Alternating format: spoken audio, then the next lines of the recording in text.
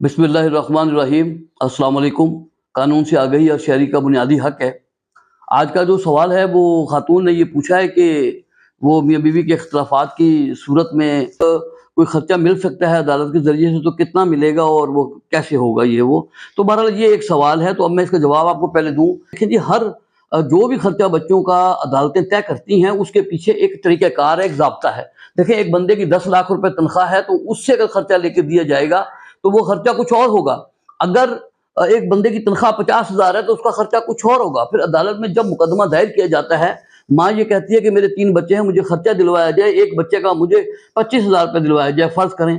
अब 3 बच्चों का 75,000 रुपया बनता है। लेकिन अदालत ने पहले तो ये देखना है कि आप जो मुकदमे में साबित करेंगे कि अगर तो बंदा सरकारी मुलाजिम है, वो जिस भी ग्रेड का कोई मुलाजिम होगा तो उसकी जो तनख्वाह सरकारी कागज़ात के ज़रिए साबित हो सकती है मुकदमा चलने के बाद।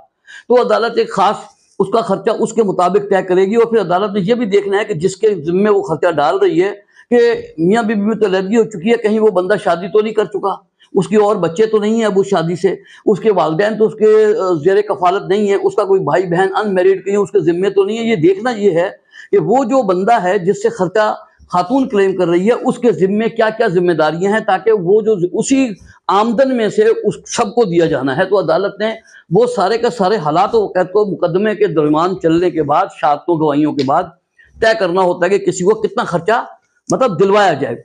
तो बिल्कुल इसी तरीके से, लेकिन चूंकि लोग दावों के अंदर जो लिख देते हैं कि जी इसकी 5 लाख ये है, ये इतने कमाता है, ये फलां करता है, ये प्रॉपर्टी का भी काम करता है, ये नौकरी भी करता है, बहुत सारे ऐसे वो मतलब एक तफसील लिख देते हैं। लेकिन असल बात होती है साबित होना। जब वो साबित हो जाता है कि इस बंदे की आमदनी इतनी है और ये बच्चों को आसानी से इतना खर्चा दे सकता है, बाकी दीगर हालात को भी देखते हुए फिर अदालत जो है मुकदमा चलने के बाद एक फैसला करती है और फिर एक मुतय्यन कर देती है कि इसकी आमदनी इतनी साबित हुई है, लिहाजा इसके जिम्मे ये चीजें हैं और इस हालात के अंदर इसको इतना खर्चा जो है, अगर वो गैर शादी, अगर उसने अभी शादी नहीं की, उसके जिम्मे कुछ भी नहीं है, तो खर्चा ज्यादा हो जाएगा बच्चों का। लेकिन देखना अब ये है कि उस आमदन में से सबको अदालत ने देखते हुए एक फैसला करना है।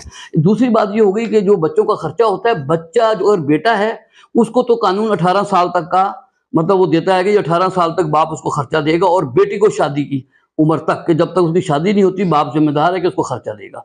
तो लिहाजा यही एक तरीका है। वो थोड़ी सी तफसील थी, मैंने आपको बयान कर दी है, तो ये शायद आपके किसी टाइम आपके काम आ सके। अस्सलाम वालेकुम।